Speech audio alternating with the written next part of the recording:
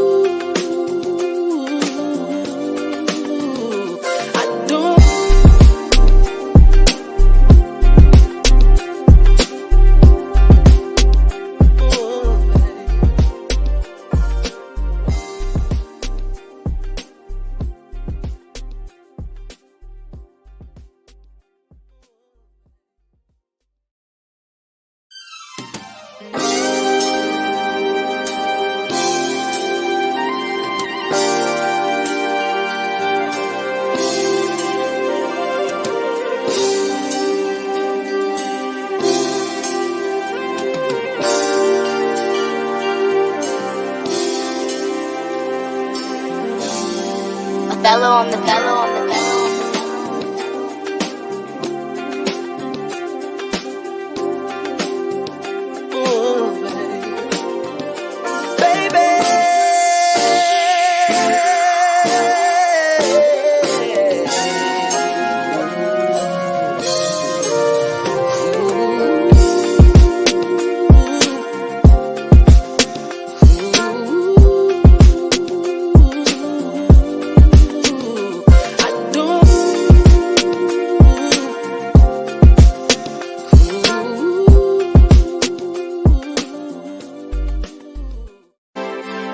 Yeah, the real shop talk. Just come and take a listen. Some grown men with unbiased and honest opinions, and with no agendas, so you just gotta check it. Talking love and life from a male perspective. We keep it authentic, real, no filter. Leave a comment, be part of the show. We here to give you 5 gentlemen's views about manhood, no doubt.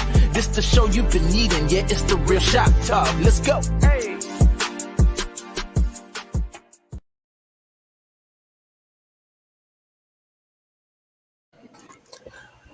What's up, everyone? It's your boy Tony Massey, and welcome to another episode of The Real Shop Talk. It's Monday night. It's 8 p.m. here on the East Coast, so you know what that means. We're about to get into things from a male's perspective, from a man's point of view. Tonight is a very special episode. Been excited about it all day. Tonight, we are going to, as a group, we are going to show how men are supposed to celebrate one another. We made the decision that not only are we going to build a village and welcome others into the village, but we're also going to celebrate the members of the village. So we're going to start these shows. It's going to be the real men in the spotlight. And this is where we're going to give a whole show to just highlight the triumphs, the victories, the amazingness of one of the real shop talk men. And it made sense, in my opinion, that if we're going to start a venture like this, we need to start with one of the most easiest brothers to celebrate, in my opinion, on the stage. And that is Professor X himself. My man, Derrick Jones. He is the host of the Relationship Gumbo. He is a wealth of knowledge. He's an engineer by trade, a husband, a father, and a real dear friend. His level of creativity is only challenged, or only the only thing you can compare to is his ability to get a point across and use these amazing analogies and tie these incredible ribbons around truth. And so having this opportunity to celebrate him tonight, I think I can speak for everyone on the panel when I say this is going to be a lot of fun, because where do you start? And more importantly, where do you end? So if you're just joining us for the first time, welcome. Thank you so much for joining us. If you're back, we of course welcome back to all of our faithful listeners. Make sure that you're sharing. Make sure you hit that like. We want to freak that algorithm for 2022. The goal for the Real Shop Talk is go through to bust through the manosphere, way past the atmosphere, so this can be available to all of us. So we're going to save. Matter of fact, let me do some housekeeping here. Put you right there. All right. We're going to go ahead and introduce all the brothers of the Real Shop Talk, saving D. Jones for last. So I'm going to pass the mic to the general himself, Mr. John Singletary. Go ahead, brother. Hey, man, I didn't even know I wasn't on mute, man. So y'all probably heard LJ back there clowning. But I'm John Singletary. I am the host of the Help Myself podcast, and I am delighted to be here to do a spotlight on our brother, Derrick Jones, host of the Relationship Gumbo podcast, and we call him, or he calls himself that too, Professor X. So we about to get into it. I'm excited. So moving on that way. Hey, what's up, guys? I am Gunter Man. I am the host of the Gunter Man Show. I am a relationship life coach. You can check out my show every Thursday night, 7:30 Eastern Standard Time. But it's not about me today. It's about the man right there, Professor X, Professor L7 in the building, Mr. Wisdom, Mr. Perspective, Mr. Land Your Plane right here. That's who I'm talking to right here. That's who we're talking about right here. Man, I'm going to try my best not to tear up tonight, because we're going to talk. We're going to ask questions. We're going to have some fun tonight. So maybe I'll skip you and I'll go over to my man T. Watts over there. T. Watts, it's on you, baby. Yeah, so we here to celebrate my man. Don't worry about who I am. You want to know who I am, go to realshoptalk.net, realshoptalk.net, that give you all the information on all of us. But today we're here to do a celebration. it's important. So when the topic came up, when we were sitting down and game planning for 2022, and this topic came up, I was like, wow, that's excellent. And like Tony said, this young man is near and dear to my heart. He's I call him my big little brother because he's full of knowledge and wisdom. He oftentimes calls me out on my curves and be like, yo, Tone, I need you here. You're drifting. What's going on? So I appreciate that, to have somebody in your corner. And that's what real men are supposed to do. They're supposed to check each other every once in a while. And this young man is outstanding in all of that. And when we call him L7, listen, the graphics you see, the ins and out that we do, this man put it together. So without further ado, let's just hop into it. All right, so let's do this. Before you say anything, brother, we want to first and foremost let people know where they can find you on the internet besides here, because you do have your own podcast. You are doing other things out there. So go ahead and introduce yourself and all that good stuff. Keep it short because we got a lot of stuff to get to. But tonight is your night. We just go, just don't let that plane take off too far. This is going to be a spirit flight. Massey, don't forget, you got to introduce Let yourself. Me prepare for that one. As everyone has said, my name is Derrick Jones, and I'm the host of the Relationship Gumbo podcast. And you can find me at relationshipgumbo.info, and that kind of routes you to everything that I do, all the shows, all the appearances on other shows, Instagram, all that good stuff. So, I'm gonna keep it short. I'm a life and relationship coach, an engineer, and all that good stuff. So I guess we're gonna get into some more details. So I'm gonna shut my mouth and land my little plane. There we go. Now, if you're new to the show, then what you don't know is Relationship Gumbo is not a brand new venture. Relationship Gumbo has been around for a minute. As a matter of fact, we here on the Real Shop Talk recently celebrated a milestone for the the Relationship Gumbo show. So instead of talking about it, check this out real quick. Welcome to the first edition of Relationship Gumbo Live.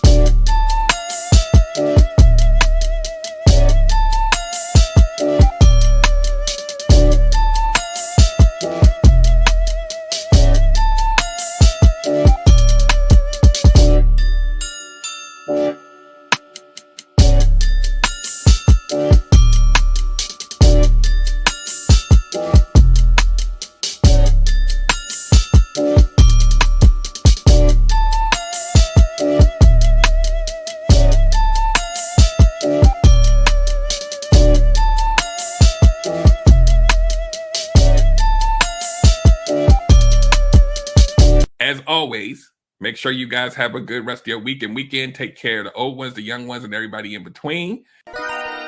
Okay, everybody wants good love. That's true, I know. Derrick Jones about to break it down with the Relationship Gumbo. Welcome to the podcast. Ain't no doubt we all need this, ayy. Cause better relationships need better ingredients, ayy. So if you want better relations, it's about communication. Finding love, staying together. We all wanna make it better, yeah. Derrick Jones, the host, your relationship coach. Thank you all for tuning in. Relationship Gumbo, ayy.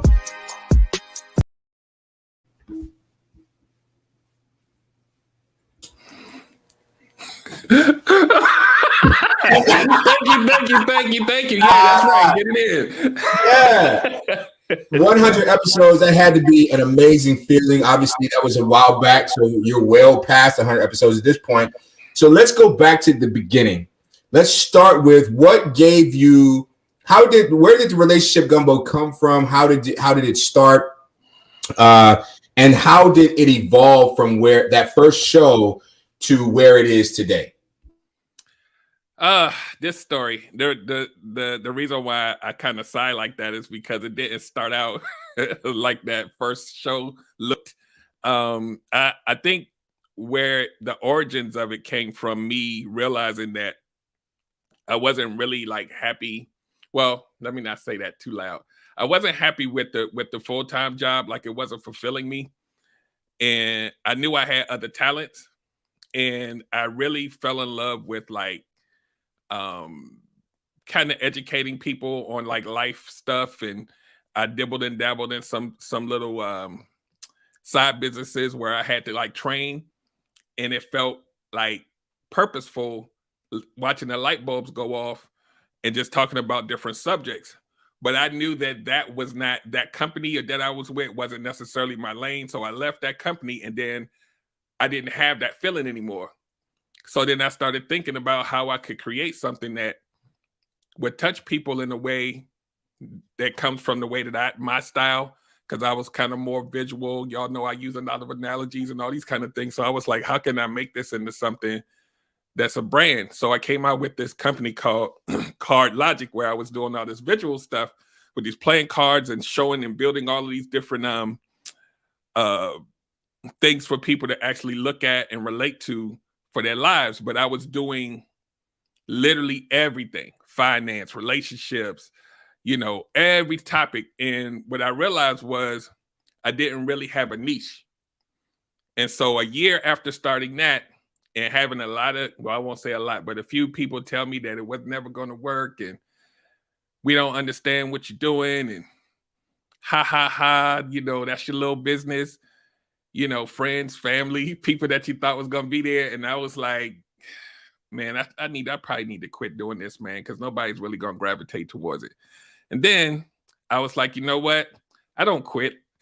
So I was like, let me figure out a niche, scale it down, and push forward. And that's when Relationship Gumbo was born, because I was thinking about my life and how easily I had been like unofficially coaching people for years and getting a few people to the altar and all this stuff. And I was like, I'm pretty good at this relationship stuff. I'd have been through some things. And then I also tapped into, that part of me that likes to educate and train and see the light bulb go off. And I kind of merged them together. And I was like, let me start a podcast, because now I don't have the cards. I can do audio now, because that was the hindrance before. I couldn't do a podcast because I had playing cards and I was doing visual stuff. So once that went away, it opened up the podcast lane for me wide open. And I was like, let me get a relationship show started. And Relationship Gumbo, the name, it didn't take long. It was just like me thinking like, what kind of analogy could I put towards this? When I'm thinking like puzzle pieces, and then I'm like, what kind of food has a bunch of stuff in it? And depending on how you make it and the ingredients you use, it could taste a different way. It could look a different way. And I was like, that's almost kind of like human beings. Like, we made up of all this stuff, and then we got to go find somebody and hope that the recipes kind of make sense together. So that's where the title came from. And I just ran with it. And I was like, I'm not looking back. I'm not looking at the likes and the follows. I'm just going. And I was like, forget them people that said I couldn't do it, because I was married once before. I was divorced. And so they was like, how are you going to teach people about relationships when you got divorced? So technically you failed. And I was like, well, I'm in a marriage now. And between that and then there's a lot of meat in there that y'all don't even know about. I mean, people who follow me, they know quite a bit of it. But when you put all of that together, there's a wealth of knowledge there. And so I was like, let me go ahead and get this information out to people in my way, and hopefully they gravitate towards it. And it's been doing pretty good. So that's the origins of it. I love it, and I love the show. I actually made a gumbo tonight, and the thing about a gumbo is you got to get the roux right. You know what I mean? You can have as many ingredients as you want, but if that foundation isn't there, then it all falls apart. You don't have gumbo anymore. You just have soup, right? And what I love about Relationship Gumbo, and I'll pass the mic after I say this to one of the other brothers, is that that foundation is in every episode, not just from content, but from the appearance as well. Like you have definitely stepped up our game. I was combing through old footage of our show to find some stuff to talk about tonight. And when I look at where we started and where we are now, as far as the graphics, the layout and all that good stuff, I mean, you've just really taken us to another level and created that foundation that allows us to show up and just do the show. And so I know I appreciate that very much, especially as a content creator, because that's some of the hardest part is branding and having that look and feel and that people get used to. So you definitely created a really good roux for us. And I definitely see that in Relationship Gumbo as well. I appreciate that. Appreciate it. Anybody else? Otherwise, I can keep going. Yeah, I'll definitely jump in on that real quick. What I take away from Derrick Jones is the ability to find value in everyday relationship things.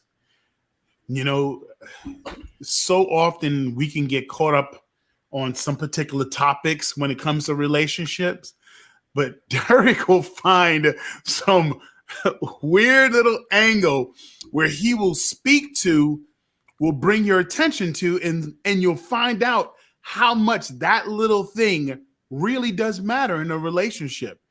And that's what makes it cool, because he has taken something that he probably was not so good at regarding trying to figure out where he was growing up and how he dealt with women and stuff like that. He took all the mess and turned it into this really fantastic gumbo.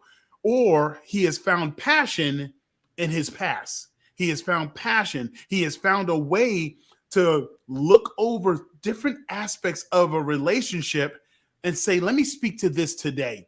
With 100 episodes, you have to really have the mindset, that unique mindset, to spot these little angles to speak from for a bunch of different shows. And then to have guests where he can share with a guest and not be seen as just an interviewer. And that's the part that captivates me. He is not seen as an interviewer. He's seen as a relationship guy, a guy who you can go to get information about relationships. So he has found a way to put together a show where not only is he able to host and highlight someone else that has a great ability in relationships, but he can also find a way to expand and express the things that he feels about a relationship in the midst of interviewing someone else, which I think is a super unique skill set. So thank you, D. Appreciate you. Thank you, sir. Thank you, sir. Well, we're gonna let the general go last, I guess, on this one. I don't even know what to say really when it comes to you, fam. These dudes have said it all at this point. Like your nuances are just off the charts. Like just some of the things that we talk about behind the scenes. Oh no, Tony, you need to do this. Like it's come to a point where I'll have an idea and I'll be like, oh yeah, I like that idea. Nope, I got to run it by Derrick first. Because you have that insight to see. Like I see it from my level, right? I see, oh, this could work. Like yeah, I can do this. This will work. And I'll talk to him. He'd be like, good idea, but let's look at what that brings to your audience. What's that really going to do for your audience? And I had to step back and go, you're right. Can't do that. So thank you for stopping me from making fatal mistakes early. I appreciate it. I appreciate the learn. I appreciate you allowing us to dip into your knowledge box. And the way you share with that information is off the charts, man. Like Tony said, we can do this all day with you, man. You solid cat. I just want to say this, because I'm pretty sure if you don't know, Derrick is a solid character. He's solid. Like a lot of people out here, he's out here playing around, they faking. Derrick is a solid dude. He knows exactly who he is, what he's about, and I appreciate you being my friend. Appreciate you too, brother. Y'all all saying all this good stuff. Ain't nobody gonna talk about that time when me and Derrick was at the National Harbor and he got me drunk and then had me going Facebook, Instagram Live. Nobody gonna talk about that. We're not gonna talk about that. Yo, I was toasted, and he did that. He's the architect of that mat. Man. I think what our brother Tony Massey was getting at, and he made this point. I think I just want to be additive to that point. When he talked about making a gumbo, he talked about the root.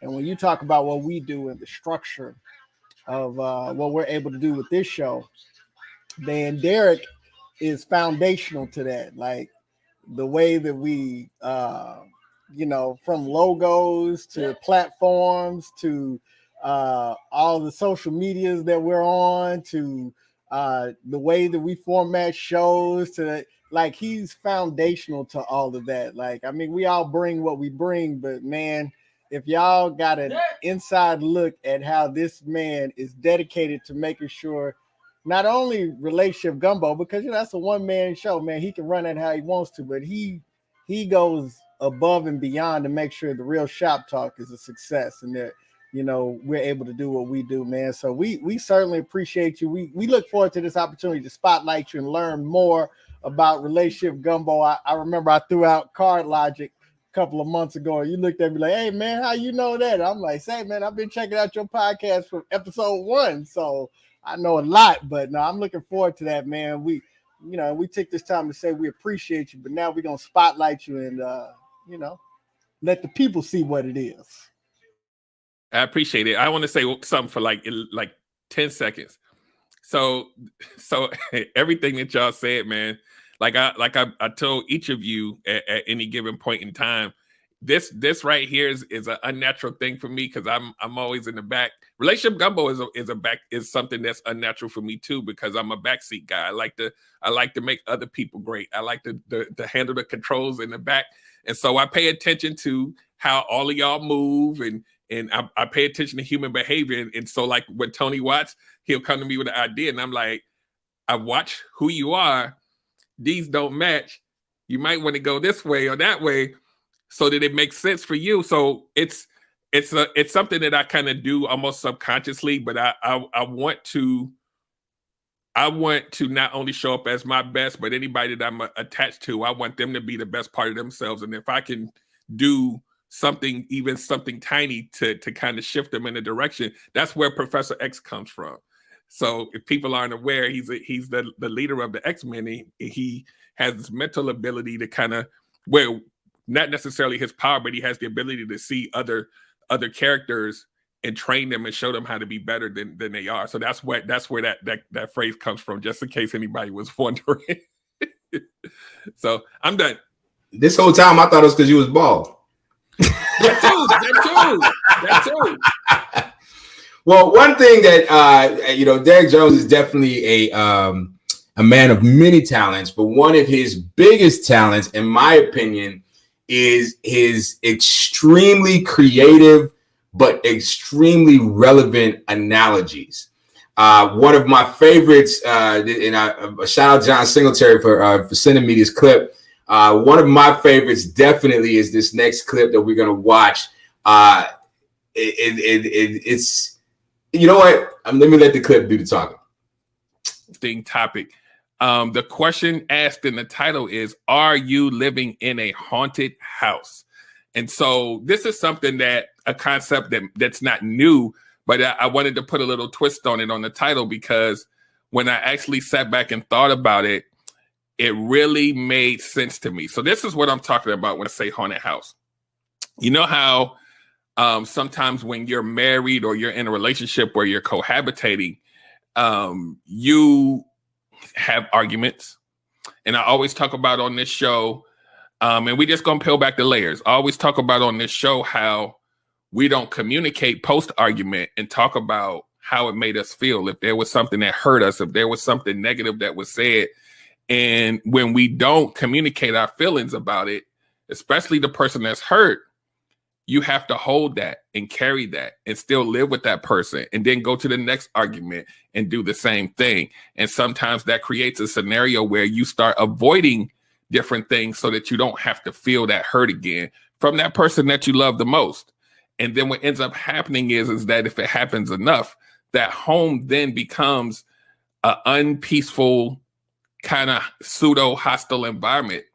And you then have to revisit in your mind how you felt that first time. Every time you have an argument, and that's the ghost in your house. Amazing. And what I love about that is, one, it's a concept that everyone can cling to, right?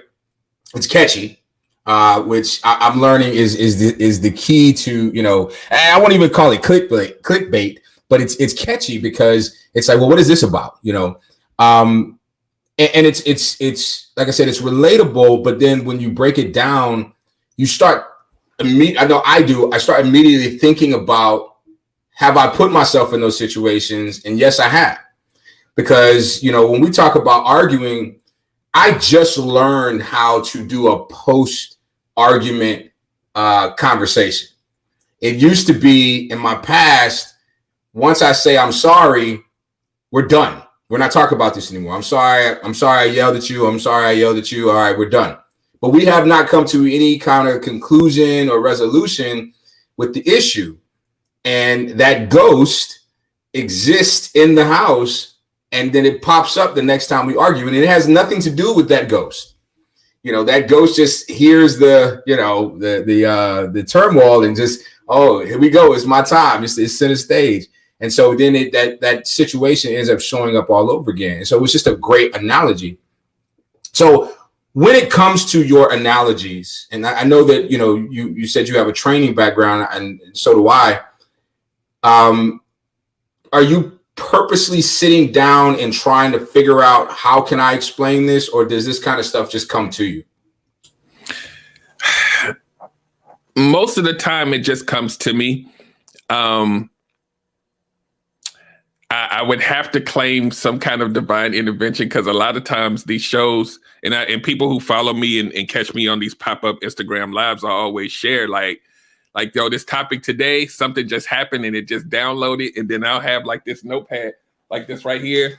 And I'll literally get the brain dump, and then it'll be like a page full of stuff and it's just like, and most of the time the analogies aren't even on the paper.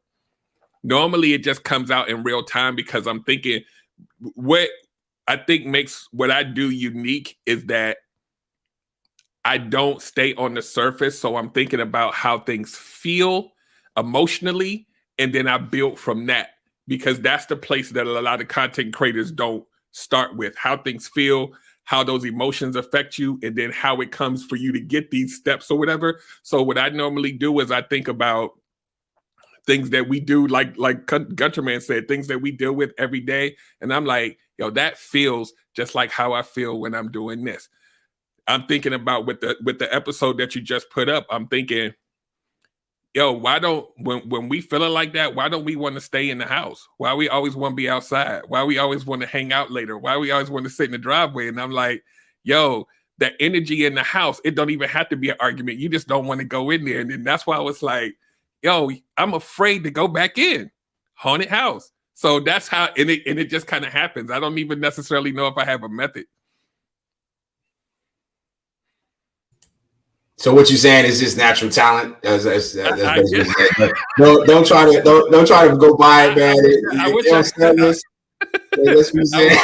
I wish I had like a. He ain't giving nobody no leg up. Yeah, he ain't giving nothing. Like, you ain't gonna find this other shelf, baby. Sometimes we can replicate stuff, but sometimes you just give in to the law of exceptionality. You're gonna have to talk to Jesus. Exceptional, right? You have to talk to Jesus about that. It's like that slow jam thing. You're gonna have to buy your own. Yeah, yo, my brother, you got to get your own. Yeah. That's no, but I love it because when I, you know, there's a lot of relationship coaches out here, and I've had people contact me in the past, and it was like, so and so was doing the same topic or somebody, and I'm like, yeah, but it ain't gonna be the same. Yeah. Well, I mean, it does. It's like gumbo. You know, you can make your gumbo very different than mine. But at the end of the day, it's all about, you know, am I willing to eat a bowl of it? You know what I mean? If I'm not willing, it don't matter how you did it. If I'm not willing to eat a bowl of it, you know. Exactly. And when we talk about, I'm going to veer off a little bit, but we talk about analogies and whatnot. I'm sure you guys have seen what's in the news right now. The pastor out of Tulsa, Oklahoma, Michael Todd. Have you guys seen this? So if you haven't seen it yet, I don't have a clip of it because I don't want to show it. Basically the pastor was doing a sermon, and to illustrate a point, he literally spit in his hands and rubbed it on the face of a volunteer who I think they say was his brother. And the message was about, the miracle that, God spit in the clay and put it on the blind man's eyes. But the other message was that, you have to be willing to do certain things, when asked or whatever. And I don't want to go into that conversation, but I do want to highlight the fact that that analogy went way too far, especially in the time that we're living in now, where we're all hypersensitive about just people. Like I know me, if somebody sneezes too close to me, I'm looking at them like, whoa, what you got? You know what I mean? And so for him to do that and go that far just was really a weird type thing.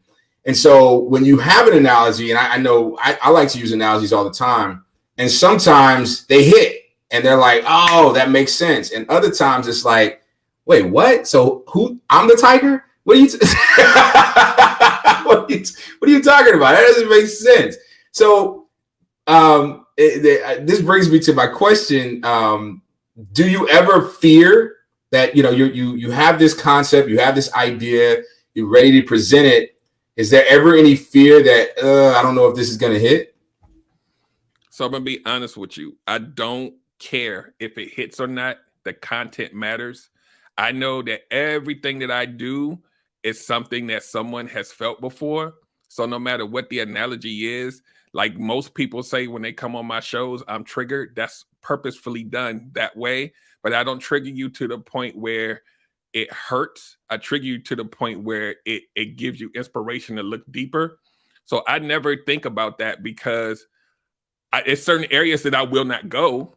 Like I'm not going to talk about certain points of my relationship. I'm not going to talk about religion. I'm not going to talk about politics. I'm all up in here. So as long as you have a heart, it's going to hit. It's going to hit. I don't even think about that because I think and look at human behavior so like obsessively that I know that most people it's going to hit unless you just never been in a relationship before, you've never been hurt before, you shut all your emotions down and you a robot. If you don't fit one of those categories, you're going to understand what I'm talking about if you're a grown adult, because I don't cater to 18-year-olds. So I don't even think that deep, like, is this going to hit or not? Like I said, I don't look at how many people are showing up. I just get it out there because I believe that one day somebody may go back and look at an old episode and then be inspired to go do something else. So I think about it to the point where it has to make sense. Like the analogy has to make sense, but I don't look at it as, is this going to hit or not? Because I know the information is valid because I pay so much attention to people. Like a lot of people that's on here right now, that's in the comments, they don't know. I look at their pages too. Like I consume all of it. So when I'm talking to an audience, I'm like, I know there's at least 20 people that this is directly going to talk to them today. And they're going to be like, damn, that's me. That's what I go for.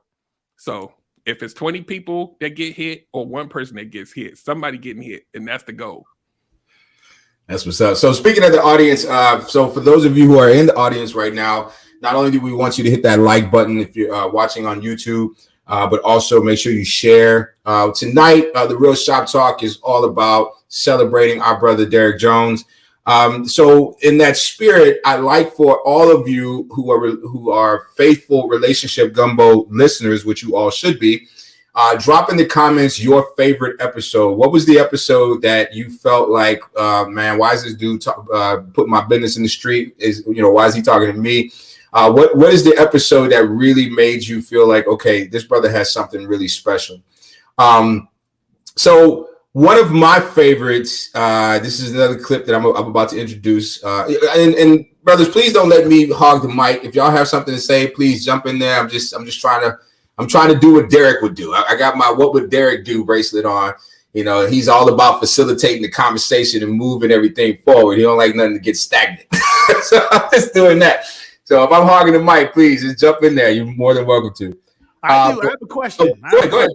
Go ahead. You know, after over 100 episodes, how has this relationship gumbo now journey, how has it shaped your relationship with your wife? Ooh, that's a good question. I think because before you answer, let me say a little bit more on it, because I'm curious, because we're all here week in and week out sharing our thoughts about what a relationship is. It seems to always come back to relationship. Even though we pick a topic, it's always going to bounce back to relationship. But how do you now practically apply this information that you hear every single week, this opportunity to get new perspectives? How do you take that and apply it to your everyday life? Need to be your daughter, need to be your wife, need to be your business. You know, like NASA engineer, how do you take this? Because life is all about relationships. So how do you utilize it? How has it affected your relationship with your wife? Start there and you could journey wherever you want to go. I think sometimes when I create these shows, I don't even know where the episode is going to end when I start it, because a lot of things that I do during the show come to me in real time. Mm-hmm. I'll have little bullet points, but a lot of this stuff just comes in real time, especially if I have a guest. I don't give them like a questionnaire sheet unless they ask for it, but I really let the conversation flow. And, you know, a lot of times by the end of the show, and Alicia listens, you know, to this show and my show, and one of us, or she will say, "Hey, you know what? That show hit home. We need to talk about that." And I'm like, okay, cool. And then other times I'm like, you know what? I had that thing I just talked about today. That's probably gonna help me more than you know. Even though it's coming from me, it's like almost like you getting a revelation in real time. And then it's like, dang, we need to work on that too. Because people, a news flash, nobody's relationship is perfect. So it's always a work in progress. And so we definitely sit down and talk about stuff often as a result of a lot of the topics on the show. Because sometimes I'll surprise myself. Like I'm looking like I'm doing these clips and getting these little 1-minute clips off of these lives and stuff. And I'm like, did I say that? Oh crap, I did say that. So then I'm like, wait, do we need to work on this? So yeah, that it does happen. And I think a lot of people who do this work will say emphatically that when we do this, it's therapeutic for us. As we're helping other people, we're helping ourselves. And I would be remiss to say that I don't try to use some of my own advice or some of the things I even get from you guys or guests or whatever, and implement that into my repertoire and really like try to bring that home, because I ain't going nowhere. So we need to, whatever need to be worked on, we go figure it out. So yeah, that's so the answer to your question is it definitely does that. And in the journey, starting from the beginning to now, it's definitely evolved. I always talk about when I first started, I was putting up all these graphs and stuff, and I just realized that I really needed to touch people deeper than having stats the whole show, and doing all of these outlines and graphs and charts. And I was like, I really wanted to get to a point where I was really getting to the meat and potatoes of why we do what we do. And then that started all he's triggering me. And I'm like, okay, so I'm definitely going where I need to go. Because if you listen to this, just a side note, if you're listening to or even going through therapy or listening to someone who's giving you guidance on something and it doesn't trigger you, then it's not going where it need to go. It's all comfy. Oh, these are the 7 reasons why your relationship isn't working. Nah, that that means that's for everybody. There's no way that could be for everybody. I hate that. So I try to be more organic with my stuff, and over time, it's just grown, and I've grown to love the people that I interact with, you guys, and so that makes me more comfortable to come out and do more and be more, hands-on. Because like I said, I'm a classic introvert. Like, I like to be in the back. You want some graphics? Don't tell nobody I did it. Here you go. That's me. That's what's up. So I did ask the audience to share with us your favorite episodes, and you guys didn't disappoint. You got to feel like Prince at this point, bro. You got like a nice little greatest hits collection going on right now. So Dope Discussions Live is the Haunted House. Love Tucker chimed in. She said Haunted House is like an MVP episode. I agree. Lolita also liked Haunted House. Love Tucker said that they're all informative, but I really like the rotation versus roster. I really like that one too. That was a very good one. Dope Discussions brought another one. Toxic Love Languages was one of my favorites. I love that episode because I love the love language concept. It never occurred to me that love languages could be toxic, or that there was a toxicity attached to the love language. And the way you broke that down was beautiful. Triumph for TV, Haunted House. And then Love Tucker also remembered the toxic love languages as well. Gunner Man, the episode on submission. John Singletary, the kid inside of you making all of your decisions with guests Erica Warren and Bernadette Jackson. That was a great episode. That was a recent episode.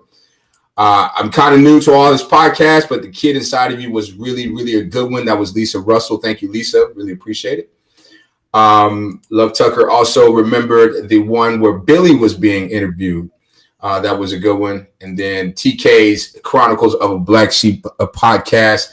Toxic love language was epic. Yes, it was. And again, the idea that, and this is what I love about the Relationship Gumbo, is that we're not just recycling ideas that you can see on anybody's podcast.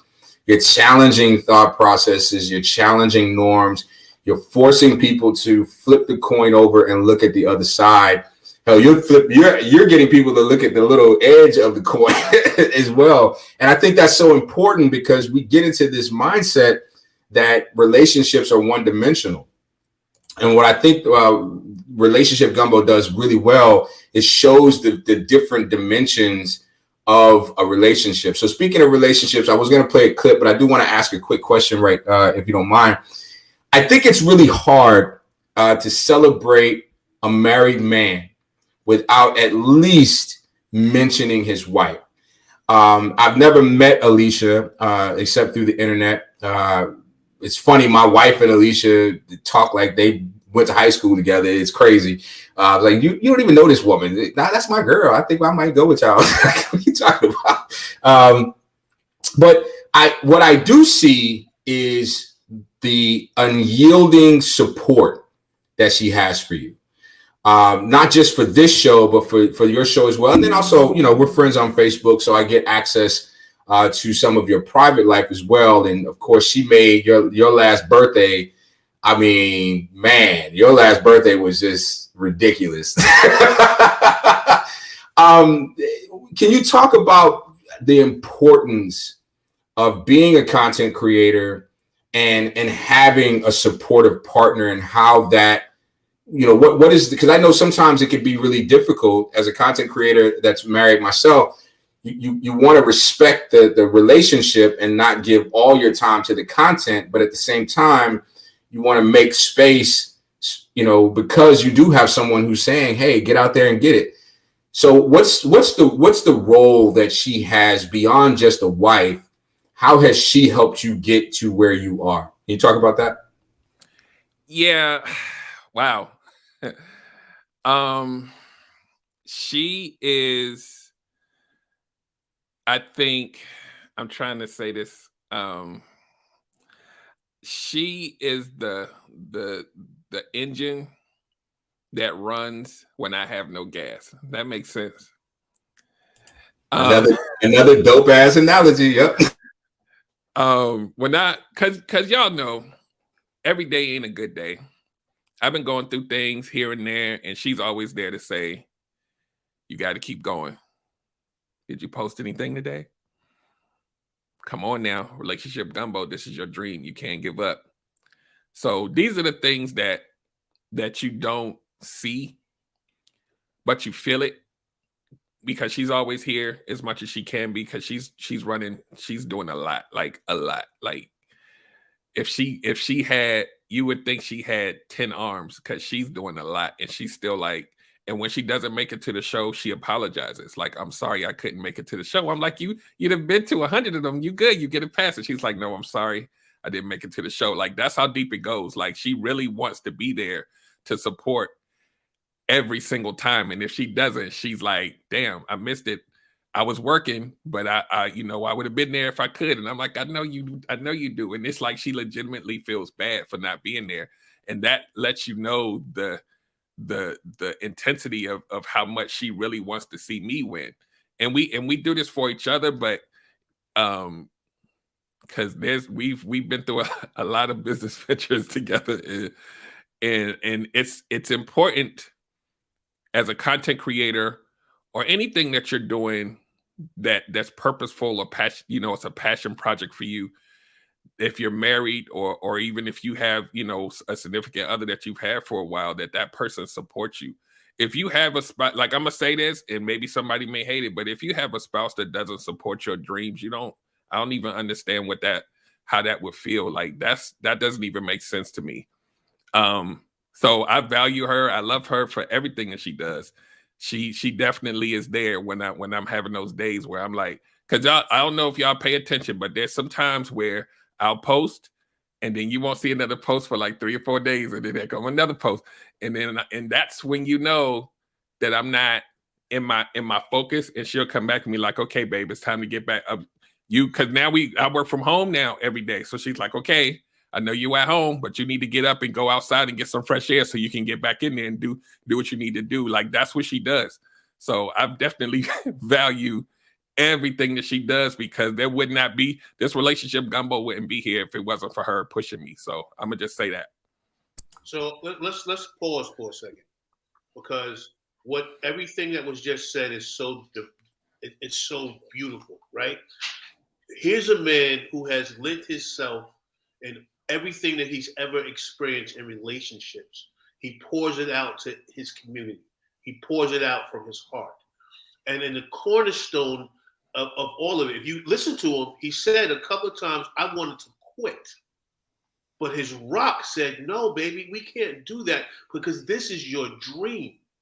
And I'm saying that because I want women to understand submission is a dirty word, right? We use it in a dirty aspect. They have a relationship, right, that works because she understands what his mission and his vision is. She understands if he did quit, he would be miserable later on.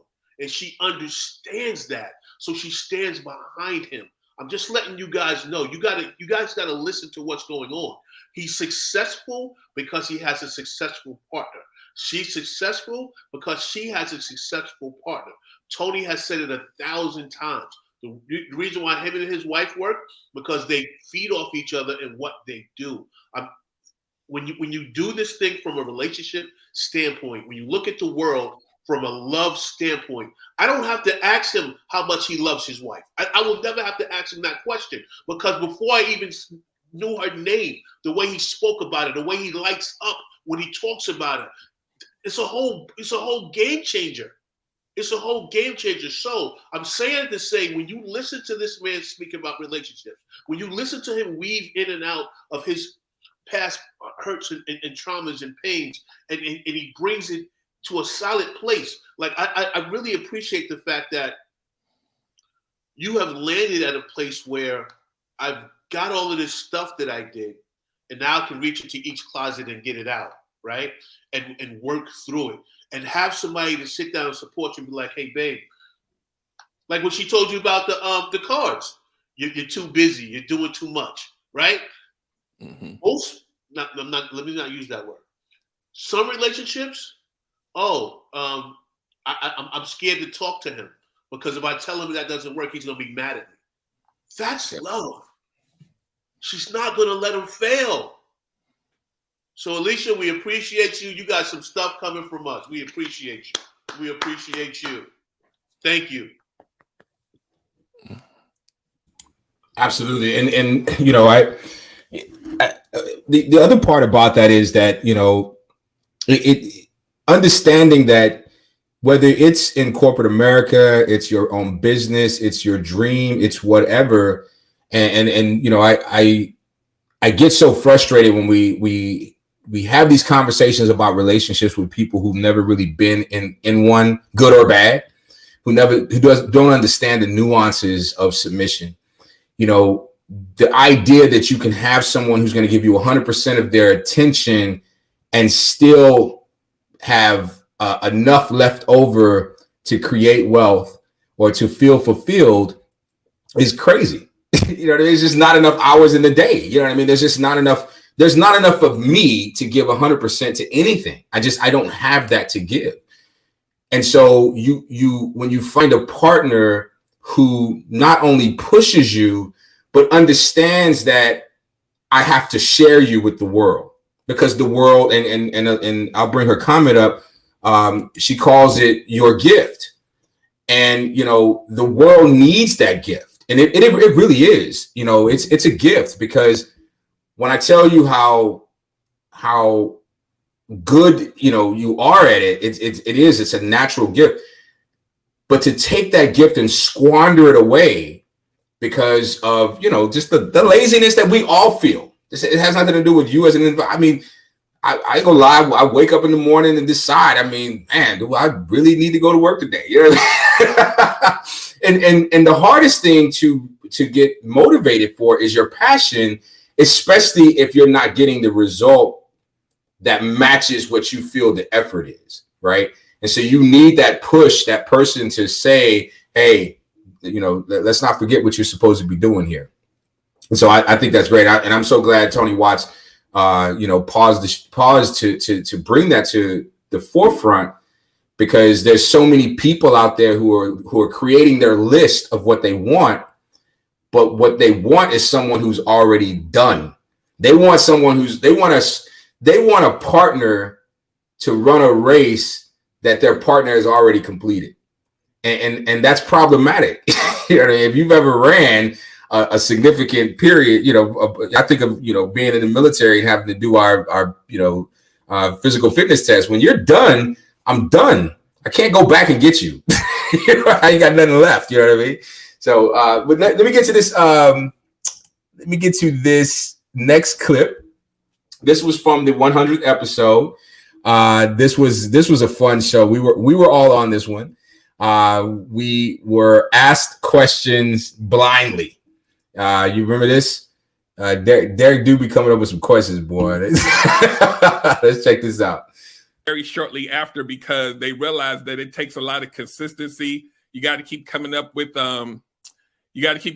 titles and themes and trying to find guests and all of that. And most people burn out. That's why you don't really see a lot of podcasts. They'll be up, but they don't put new content out. And it'll be like years later and it's still sitting there. So this is monumental for me in the podcast space, but it's also monumental for the Relationship Gumbo brand, because I'll give you the little brief cliff notes on how we got here. But and there's a couple of people now that I think about it that I need to shout out. But before Relationship Gumbo, there was another brand that led into it, and that other brand got shot down by a lot of people that I respected, and I thought about quitting, because I was like, if they don't like it and I respect them, then nobody will. So I had to really sit down with myself and think about, like, what do I have to offer to the world? What gifts do I have?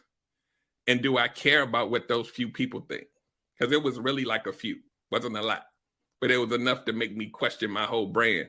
And when I sat down and really thought about what am I the best at, where do I need to focus, Relationship Gumbo was born, not because that was my first attempt or my first mind, but it was because I was frustrated with the fact that I was so pissed off that they didn't like what I had. So I had to go back, retool, and then I created Relationship Gumbo, created a podcast, and I do have another. I want to shout her out because if I don't, I'll be remiss in saying it. But another one of my friends, her name is Celeste, the therapist out of Boston.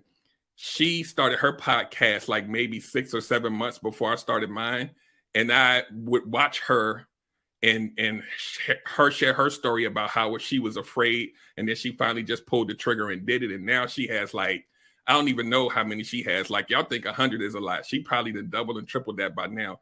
But she was the inspiration for me to get the courage to do it. And then once I started, I just hit the ground running. Didn't know what I was going to do, who, what was going to happen. I started out by myself before I even started doing guests. And a lot of people that do podcasts now, they're like, how do you do it by yourself? Like, there's no way I can do it alone.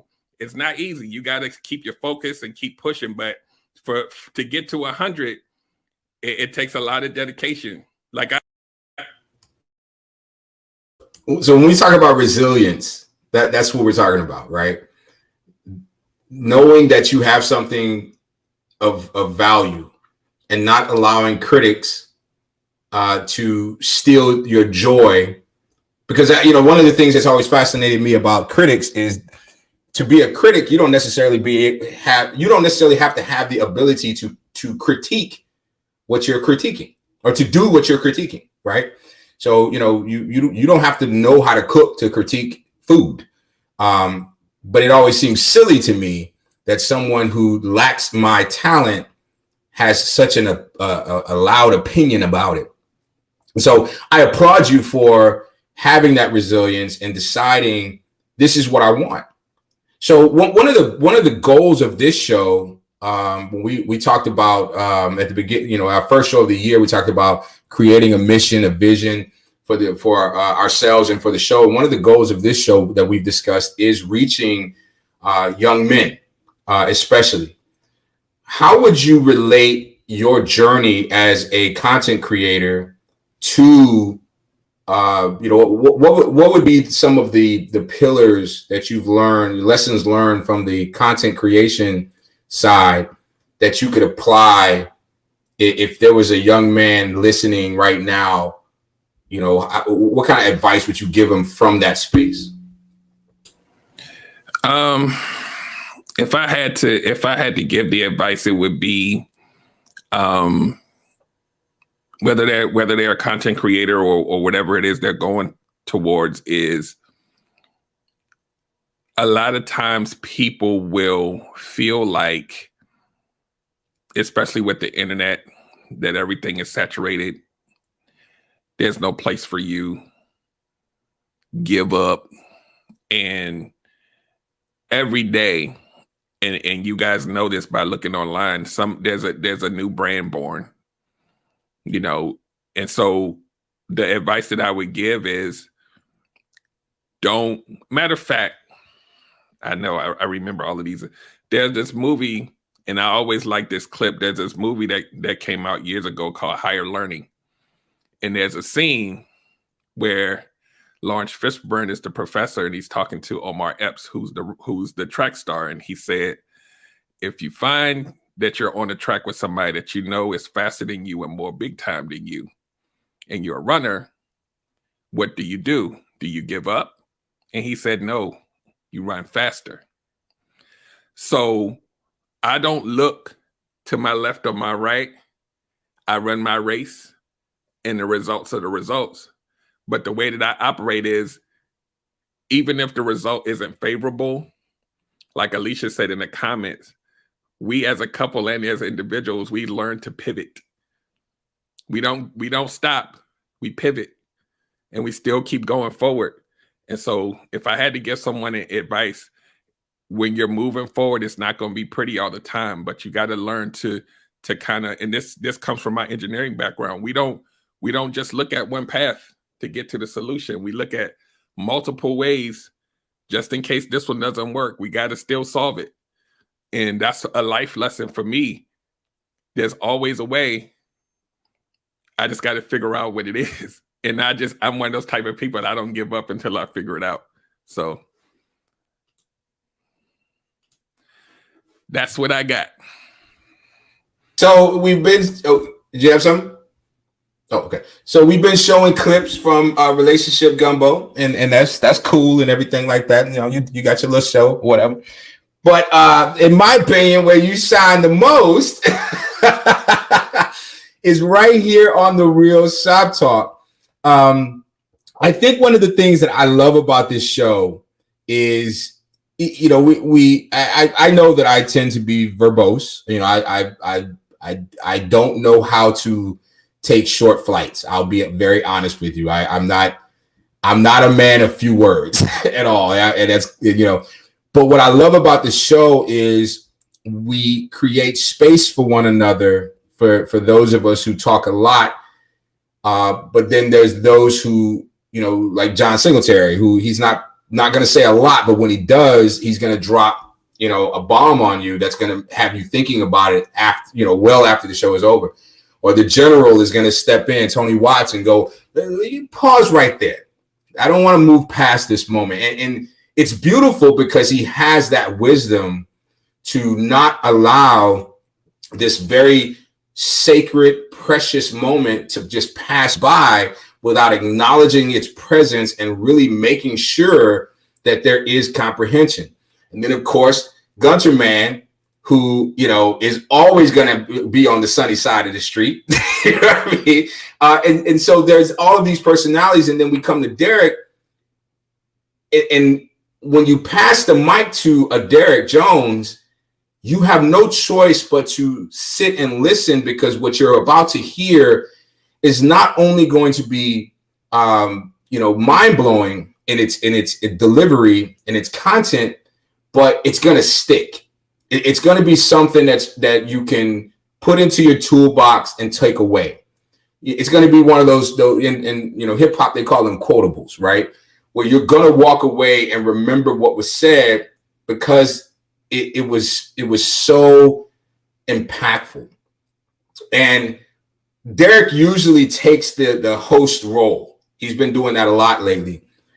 But in doing so, in providing space for others to speak, I love that he never misses an opportunity to come with his own brand of knowledge. And what's beautiful is that we don't step on each other's toes, right? Even when we disagree, we still don't step on each other's toes. We still provide space for one another. So I do want to play one more clip that I pulled. And this is a clip from one of our earlier episodes. This is from the summer.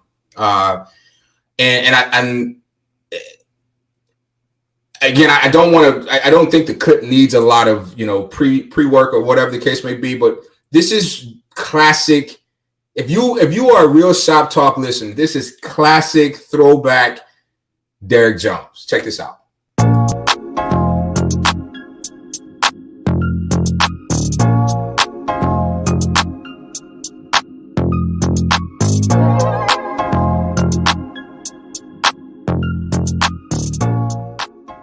The father being absent, right? What we have to look at now, that like there's generations, you know, below us.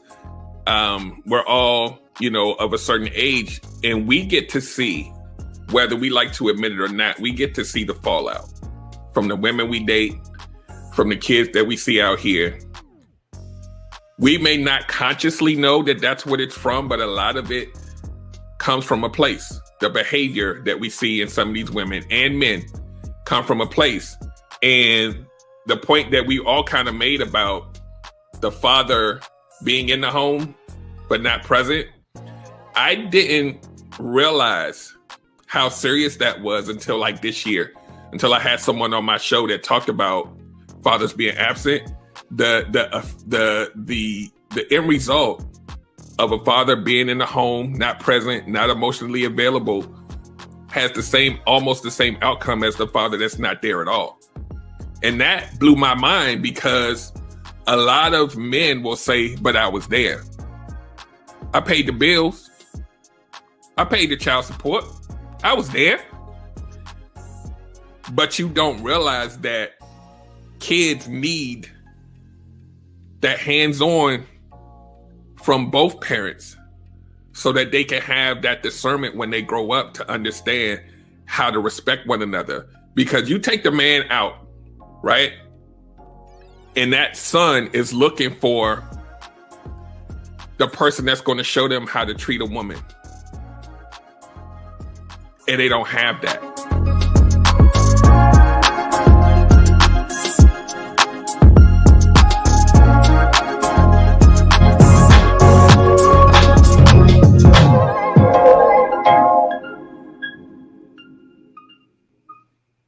So what the other thing y'all don't know is that my man Derrick Jones is the king of pause.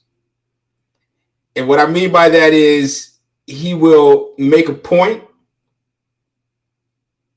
and just hang it out there while you're waiting. And it's a brilliant technique. It's a technique that I teach when I do train the trainer and facilitator courses.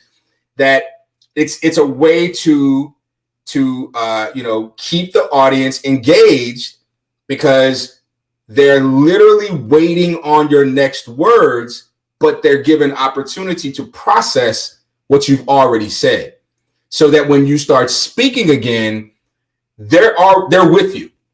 They know what you said, they know how it applies, and now they're waiting on what comes next. And there's no one on this panel. I love y'all like my mama's best friend's kids, but there's no one on this panel who is better at the intentional pause than my man Derrick Jones. That was one of my favorite episodes. Not favorite episodes, but I really enjoyed that episode because we were talking about something that was so important. And we came from very different places, because the idea was we're talking about fathers in the home, but then we also have to talk about fathers not in the home. And we even talked about, if you guys remember, ineffective fathers in the home, right? So you're there, like Derrick said, you're paying your child support, you're doing it, but what's your impact, right? Would it have been better had you not been there at all, right? So let me ask this question, Derrick, and I'm watching our time. Where do you see, from your perspective, where do you see not just Relationship Gumbo, but even the Real Shop Talk in the spaces that we're creating? If you could do your Professor X look to the future thing, where do you see this show going from here? I'll split them into two pieces. I think for this particular show, I think that it can grow into something that touches men and women. As we are men, I think that there's an opportunity for us to impact a lot of people because of the flavor of all of us together. It's something that I think it'd be hard to find out there. This mix and how we do things together, and I think that there's magic there. So I really see it going like literally wherever we want it to go. Like I know we're all in different places and spaces or whatever, but as we provide content online, I think we can really impact a lot of people in that. And to Tony Watt's point, affect the community. Like I think we all want to grow the community. We all want the community to be better, but we have our little pieces. Like when you're talking about mentoring and looking at men, young and old, then you're talking about building better relationships so that we can keep these family structures together so that they can exponentially build out the community. Like we have all of the pieces. And I think that that's magic, because I'm gonna tell you, I'm gonna be honest with you. If it wasn't magic, your boy, like I tell you all, this right here has to be special for an introvert to be a part of a team. Because this, I'm not saying I don't play well with others, but I do like to be chilling in my corner. So because of that, I'm here for it, and I think we can go, wherever we need to go. Whether that's unfortunately, Omarion is out there touching everybody, but speaking in different, arenas publicly and doing those type of things. Like I know Gunter Man is on his track to start doing some things like that.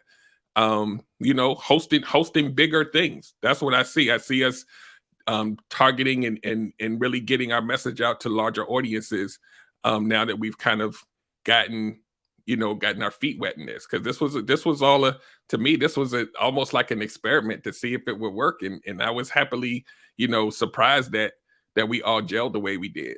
So that's the real shop talk. Relationship Gumbo, I really want Relationship Gumbo to be something that is accessible. And this has always been one of my tenets, is I want it to be accessible and understandable to people of all learning levels. But as I move into the future, as I get older, as my time is kind of, all over the place, I really want it to be something that you can attach to. Since we have the internet, I want you to be able to go get what you want on demand. I want you to be able to go to what I'm doing now, is creating a relationship academy where you can pick a topic. You just got divorced, go here. You just broke up, go here. You want to learn this, go here. And I can get all of the nuances of me out. I can record it, and it's there in perpetuity. And that frees me up to do more other things to kind of connect with people. And so I just wanted to grow in that way, so that people, because I'm only one person, unfortunately, everybody can't get my one-on-one time. So I want to make sure that I can get this out to as many, ears and eyes as possible in this digital world. I want to just start creating things where people can actually go grab what they want and still get what they need. Because I believe that the content that I have goes so deep that even though it's not going to talk to your specific case, because I don't know you, you're going to get the tools you need to work on whatever situation that you're in. That's the goal.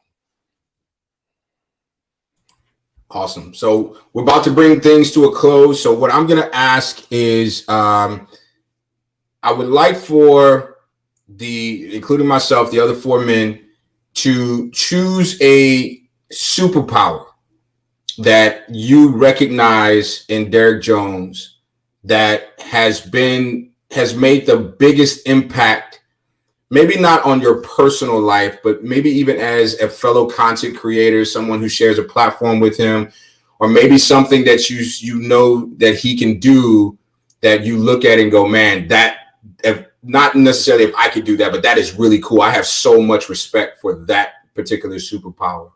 And I'll start. I absolutely love his analogies. I think that in itself is a talent, because I've heard people try to draw parallels between two things that are not parallel, and it's very confusing.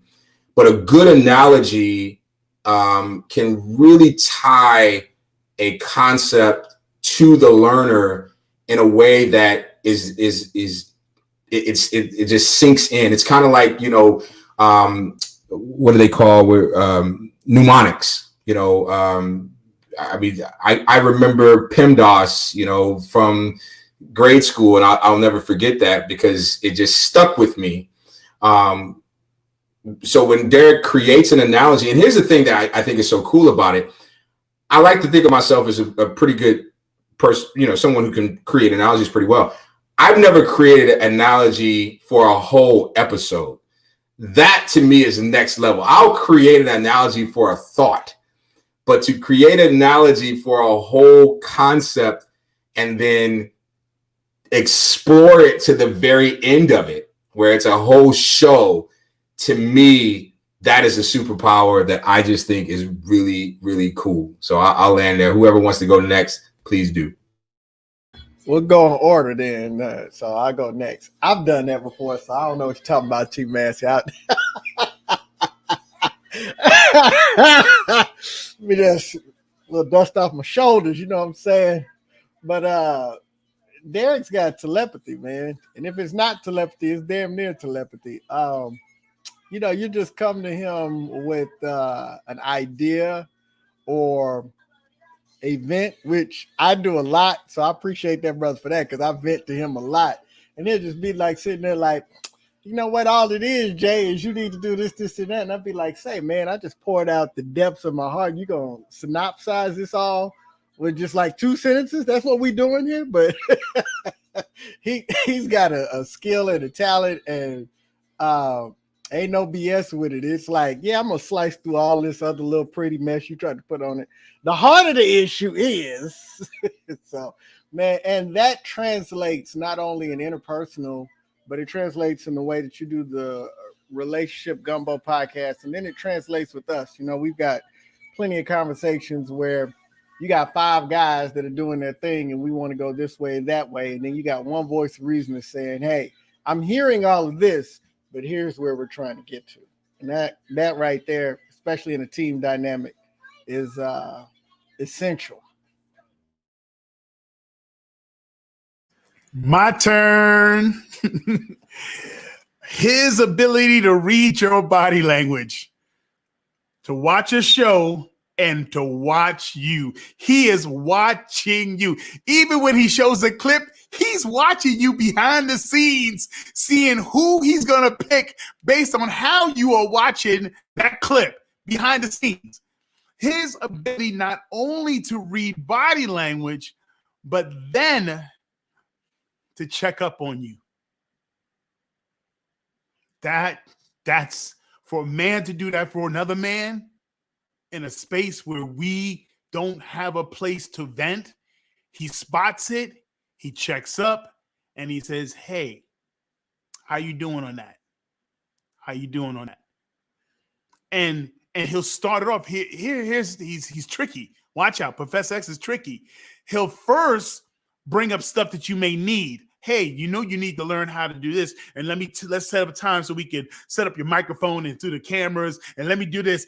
Oh, by the way, his by the way is the reason why he called you in the first place. The by the way is the reason why he called you the first place. That's it. I got you. You're paying attention to me. Now, here's the problem I'm seeing, but he's not gonna tell you what the problem is. He's gonna make you tell it. Ain't that something? He gonna open the door so you can tell the problem. So then you allow him to speak to what the situation is. That is a superpower. Guys, am I right or wrong? Am I right or wrong? He's also the same guy that says, you know what? The chemistry in that last 2 shows were a little bit off. Group meeting. Let's go. Let's meet this particular day. Who's available? This is extra. He ain't got to do none of this. He's like, group meeting. Let's all get back together. Let's have a conversation. And in the group meeting, he's reading your body language again. Hey, you know what you're not talking about? He caught that group meeting and aired all of us out. I'm sitting there thinking, I'm grown. I don't know who he think he took.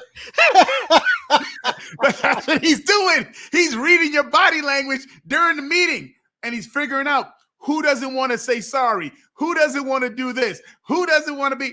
And then he'll address it singly. He'll address it, say, hey, this is this and this and that. So superpower is to pay attention. And you know that's a big thing to me because that's what I do for a living. I memorize tons of information, short period of time, regurgitate it. But to see him in a way that he has paid attention close enough to find out how he can speak to you based on your interest. He'll talk to you first about the things he knows that you like, and then he'll talk about the things that you know you need to work on. So bless you, bro. Love you. And I mean it.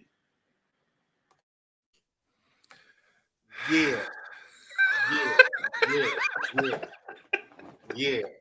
So to sum up what everybody else has been saying already, for me, he's a leader. He's an absolute solid leader.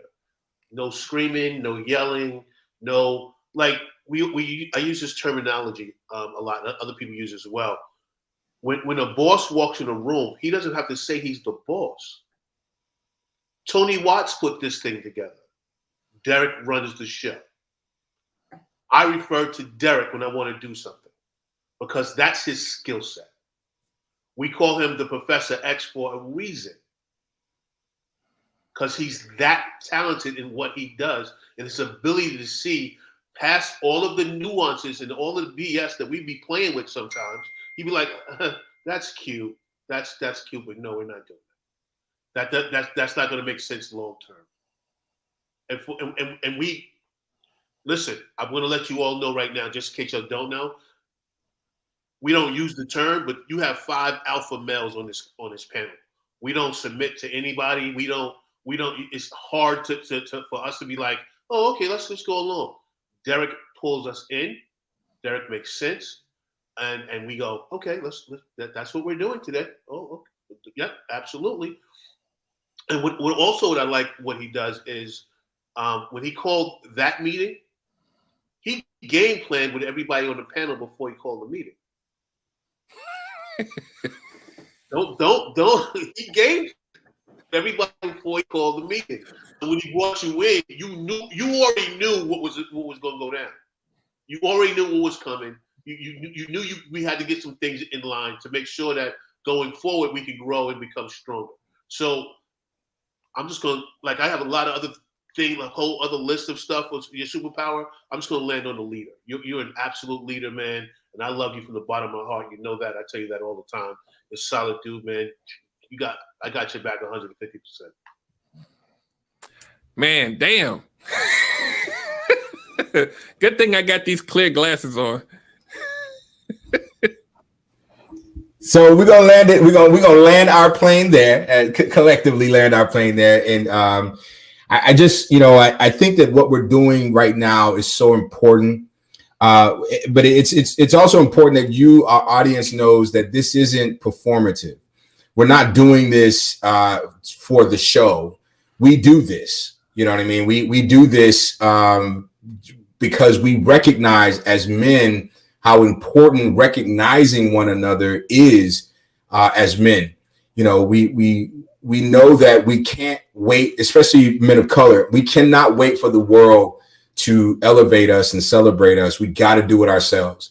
And it's the one thing that I think Black women and women of color, I'll just say women, do really well. And that's they bond without the need of having this thing. They don't need a sorority. They don't need to have gone to college together or been in the military together. They don't need something to bond them. They bond out of just the sheer desire to bond. And I think that one of the things that I've taken so much away from this group is that that's exactly what we did. We did not know each other. We knew one or two of us knew another person, but this isn't 5 guys that went to high school together that decided to do a podcast. That's not how that worked. You know what I mean? We literally, were put together, assembled, if you will. But what we recognize one another is one, the greatness that exists in us, but 2, the desire to share our gifts with the world as a group. And so we decided to make this a part of our show. I'm really excited about it. I'm not excited about my turn because I do not like, I'm not good at taking praise at all. And the funny thing is none of us really are. It's so funny to me that we all agreed to do this because all of us are dreading our turn. But we decided to affirm one another and we wanted to do it in a public space because this is how we build communities. First, we build individuals and then we build communities. But I'm really happy that Derrick went first.